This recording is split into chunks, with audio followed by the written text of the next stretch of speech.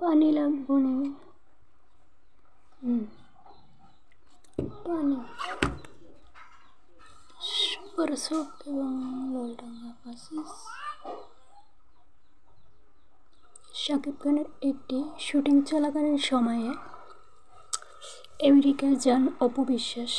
সেখানে ছেলে আব্রাহাম খান জয়কেও সাথে নিয়ে যান তিনি।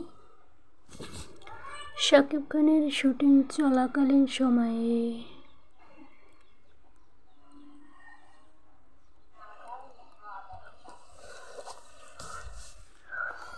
অপু বিশ্বাস এবং শাকিব খানকে একসাথে দেখা যায় তাদের শুটিং চলাকালীন সময়ে।